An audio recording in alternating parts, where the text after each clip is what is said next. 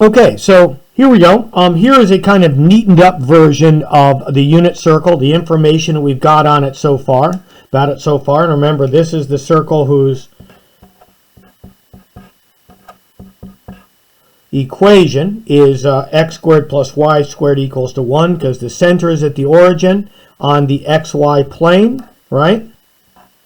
Here's the xy plane here. This is the x and this is the y, right? That's 0, 0. This is 1, 0, 0, 1, and so on. And then in our last video, we designated all of these angles measured around the circle, starting from, remember, starting from the horizontal, the right-hand horizontal axis right here. That's our 0 side of our angle, and then all these other angles are measured counterclockwise around on the unit circle. If we wanted to, although we're not going to write them down on the unit circle, we could also measure these angles in a negative direction. So for instance, this angle right here, which is 270 is in the positive direction, is also negative 90 in the negative direction.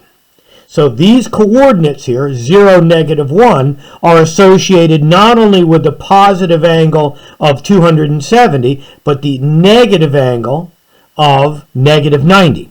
Okay? Those two, that 0, negative 1 point on the unit circle is associated with both of those angles, right? Or this angle out here, which I've got marked at 150 degrees, because it's 150 degrees this way, right, positive, the same coordinates on unit circle, negative rad 3 over 2, 1/2, is also associated with the angle if I measure it backwards, which would be 210 degrees. So this point here on the circle is also associated with negative 210, right? And remember also in the last video, we talked about how we can keep going around and around and around the circle. We just don't stop after one rotation around the circle. We can keep going. So for example, if we go here, 300 all the way around 360, right? And then another 90, that's, you know, kind of like it looked kind of like a spiral kind of angle, which if you're thinking solely in terms of triangles doesn't make any sense at all. But remember, this isn't a triangle. We've moved beyond and above triangles merely for angles, and we're measuring them on this unit circle. Becomes a weird kind of number line, right? Where we start here at 0, and then we can measure this way for negative, this way for positive, and this way for negative, and then since number lines just keep going in the same direction, we go around and around and around and around, and we get these same coordinates, just with the angles getting bigger and bigger and bigger in either the positive direction or smaller and smaller and smaller, or bigger and bigger and bigger if you want in the negative direction, right? So this would be, if we wanted to, this would be 360 plus another 90. So this point, which is 450, so this, and I'm just going to make that very small like that there. So this point here is associated with 450 degrees. Okay, that same point, 0, 1, right? Now, in the old-fashioned books, they called this unit circle function a wrapping function, because you can kind of visualize the circle as being kind of like a spool of thread, with thread wrapped around and around and around and around and around, and you can see that there's a point on every winding of the thread where one point on each winding lies on top of the corresponding point on the previous and the next winding around it, right? And that winding, the distance, the length of each of those wound up pieces of thread, that if you could straighten it out, that represents the angle measure, the length of that thread, right? Okay, so anyway, So here it is. Now what we want to do is remember, now the next piece of this is going to be, well, wait a minute. Okay, we had degrees. We talked about radians. Where are they? So we're going to associate, remember, each of these angles here, we converted to radians, right? So we know each one of those angles should have a corresponding radian measure. Right? So any of these angles we've named here can also be named in terms of radians, and in trigonometry and higher levels of math frequently are, depending on the situation and the application. Okay? So, we know that 180 degrees around, I'm going to make these in purple, I guess, 180 degrees around was equal to pi radians. So this 180 degrees is equal to pi radians, right? That's halfway around the circle.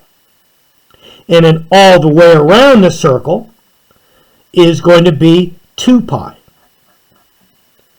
2 pi radians. So that's this angle here, which is the 180, and that's this angle here, which is the wrapping all the way around, which is the 360. So keep in mind that this angle here can either be pi radians or 180 degrees in degrees, and either one of those angles, which are the same angle, just measured in two different unit measurements, are both associated with the point -1, 0. Okay? In the same way, each of these other angles here also have radian measure that go with it. Okay? So just real quickly, well, not real quickly, but you can see here that the 90-degree angle would be half the distance of pi. So this 90-degree angle, it turns out, are pi over 2 radians, right? So this is 1/2 of a pi, 1 pi. This is 2 pi, so in between has to be 1.5 pi. So 1/2 pi, 2/2 pi's. This is 3 pi over 2. That's that angle right there, which is either 270 degrees in degrees or 3 pi over 2 in radians. Okay? Now, we can do a little bit of fractionating here at this point. We can see that this one, the 45 degree, is half of 1/2, so it's pi over 4, right? So that's 1/4 of a pi. So 45 degrees in degrees is 45. It is pi over 4 in radians. So this is 1/4 of a pi, 2/4 of a pi, 3/4 of a pi. So we're going to call 135 degrees is also 3 pi over 4. 3 pi over 4. Another 45 degrees is 4 pi over 4. Another 45 degrees out to 225 is going to be 5 pi over 4. 1 pi over 4, 2 pi over 4, 3 pi over 4, 4 pi over 4, 1 pi over 4, 2 pi over 4, 3 pi over 4, 4 pi over 4, 5 pi over 4, 6 pi over 4. We're jumping 45 degrees each time, you understand. 6 pi over 4 reduces to 3 pi over 2. 6 pi over 4, then this one here is going to be 7 pi over 4. And then 7 pi over 4, another 45 degrees, 8 pi over 4, which reduces to 2 pi. 8 over 4 reduces to 2. Now, just like with degrees, we can keep going. This is, this was 8 pi over 4, 9 pi over 4, 10 pi over 4, 11 pi over 4, 12 pi over 4, and so on. We can just keep going and going and going all the way around just like we do it in the degrees, or we can do it in a negative direction. This is 0. This could be negative pi over 2. This point is also negative pi. This would be negative 5 pi over 4, negative 3 pi over 2, negative pi over 2. We won't normally number in the negative direction if we don't have to. And so normally we'll just use the positive versions of those positions. But, we could use those negative versions if we needed to for some reason. Anyway, so those are the radian measures for the 45-degree angles, right? Okay, so this one, 60 degrees, this is 30 degrees. 30, we can count by 30s. 130, 230, 330s, which is 90, 430s, which is 120, 530s, which is 150, 630s, which is 180, and so on all the way around. We can divide, so there are 6 30-degree angles in 360 degrees. So we take the 2 pi, I'll do it down here, 2 pi, and divide it by 6, and that is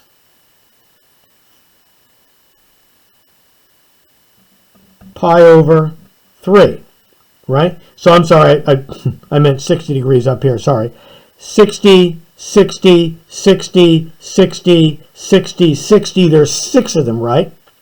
60, 60, 60, 60, another 60, another 60. There's 6 of these 60-degree angles. So what is that in radians? We divide 2 pi by 6. So this angle here, I'm going to put it in blue, light blue.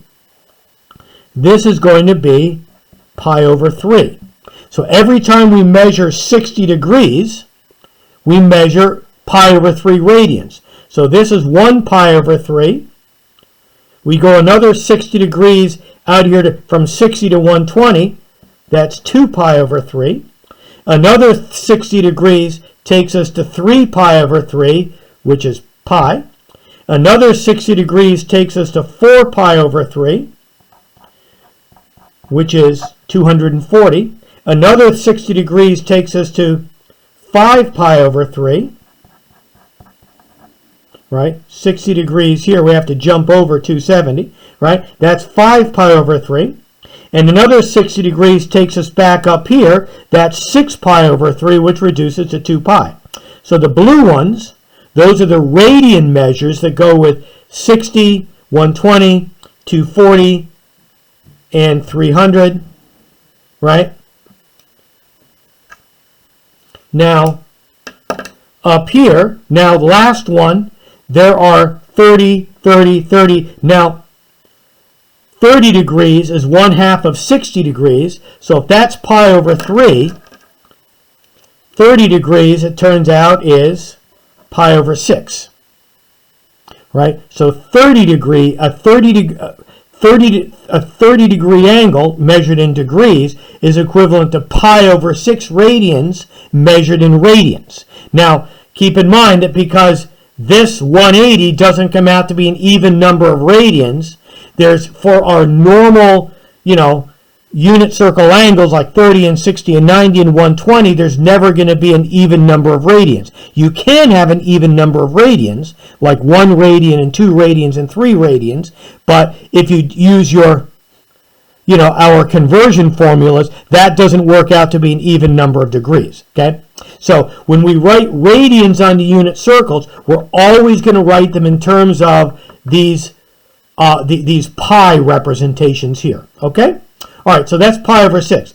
That's 1 pi over 6.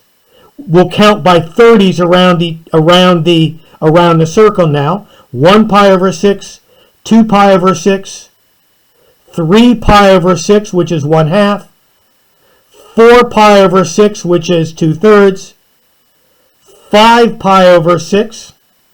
That's one we don't have yet. So 150 degrees is the same thing as 5 pi over 6. Another 30 degrees, 6 pi over 6, which is pi. Another 30 degrees, 7 pi over 6. If we go another 30 degrees, we jump over that angle. Okay, that's 7 pi over 6. That's 7 pi over 6. This is 8 pi over 6, which reduces to 4 pi over 3. 9 pi over 6, which reduces to 3 pi over 2, 10 pi over 6, which is 5 pi over 3, and one more, we go another 30 degrees, so we jump over that angle there. That takes us to 11 pi over 6, right? So 330 degrees is the same as 11 pi over 6 radians. We go another 30 degrees, 12 pi over 6, which is 2. 12 over 6 reduces to 2. So these are all of the radian measures for the unit circle angles that we're going to be working with. But again, just like I said in the last video, any point on the circle can have a degree and a radian measure associated with it. For the purposes of doing our trig intro here and working with the unit circle, though, traditionally we just go ahead and we name these angles here like this, okay? Now, all right, so we should have this, I hope. What you should do is, at this point, if you haven't done it already, stop. Fill out your own unit circle the way this one's filled out. If you're, I'm gonna upload a copy of this, what I've already written out here, fair and square, okay, onto the class Canvas website. Okay, so I want you to make sure for the part that comes next, I want you to make sure that you've got a filled out unit circle in front of you. Okay, because what comes next is, okay, in a second here, is what this has to do with sine and cosine. Okay, and we're going to define, now that we've got our unit circle filled out completely, fair and square, we're going to use these unit circle angles and values and circle coordinates to define the sine and the cosine. Okay? All right, now, I think I'm going to stop here. I'm going to stop this video here, okay? And so that you can kind of go take a break and kind of absorb what we've just done, and then make sure that you've got a copy of this in front of you for the next part where we define the sine, the cosine, and the tangent in terms of this unit circle. Okay? Very good. Toodaloo.